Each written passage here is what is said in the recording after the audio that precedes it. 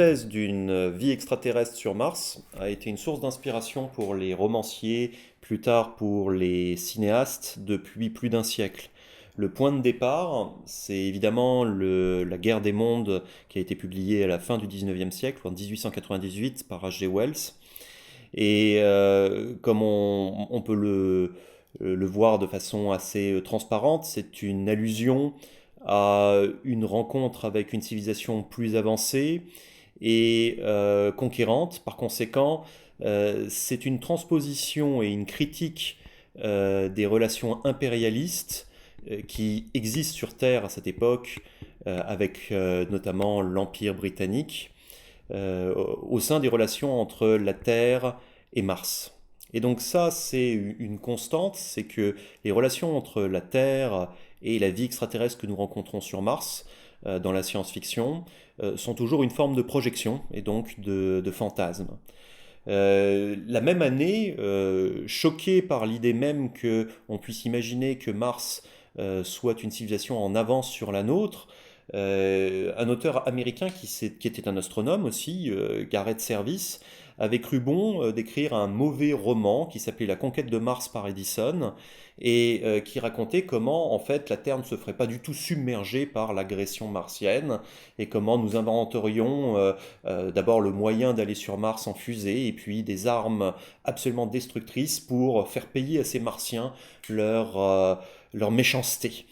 Et ça montre bien d'ailleurs évidemment l'ambivalence qu'on peut avoir par rapport au thème que l'on soulève dans la conflictualité entre la Terre et Mars dans cette première période où finalement on transpose la conflictualité qui se trouve en fait sur Terre.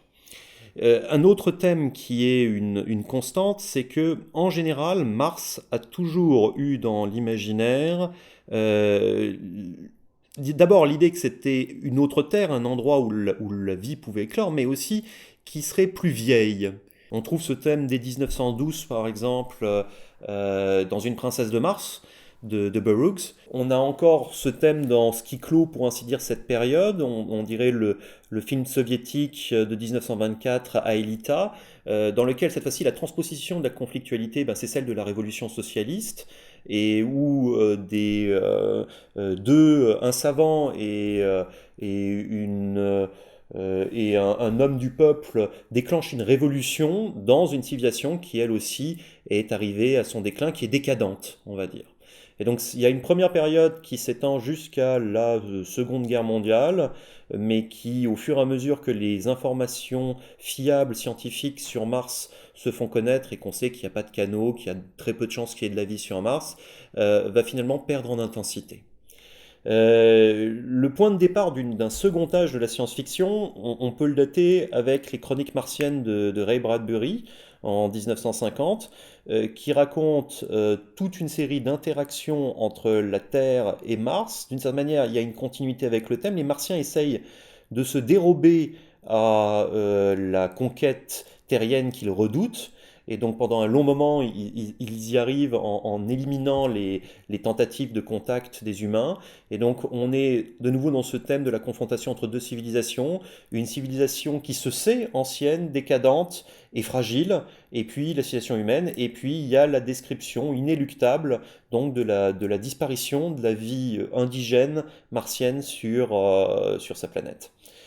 On trouverait aussi ces thèmes dans un roman comme Glissement temporel sur Mars de Philippe Cadic, où c'est encore plus net, puisque ça n'est qu'évoqué en arrière-fond de l'intrigue, mais on voit qu'il y a eu de la vie sur Mars, simplement quand les êtres humains prennent possession de la planète, ça fait bien longtemps qu'il ne reste plus que des vestiges, des ruines, et voilà.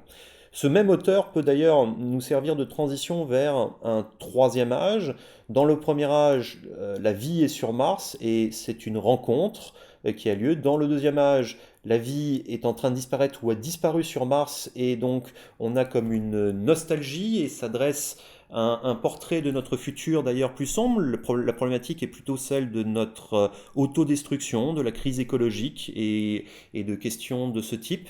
Et puis dans la troisième période, je disais que Philippe Cadic pouvait servir de jonction parce que l'adaptation en 1990 de Total Recall, qui est le roman souvenir à vendre au départ, va faire du héros, ce qui n'est pas le cas dans la nouvelle de départ, le sauveur de Mars et la personne qui déclenche en fait un retour de la vie et de la possibilité même de la vie, qui découvre les traces antiques d'une civilisation sur Mars, mais qui rend possible l'épanouissement de la vie sur Mars.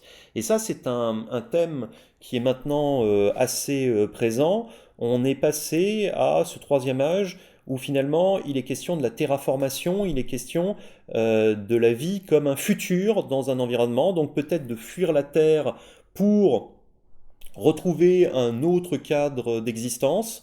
Ce serait par exemple la trilogie de Mars la Rouge, Mars la Verte, Mars la Bleue de Kim Stanley Robinson, qui raconte une longue saga politique et écologique qui mène à la transformation de Mars en une nouvelle Terre, et plus proche, je veux dire, de la hard science et donc de choses qui sont réalistes.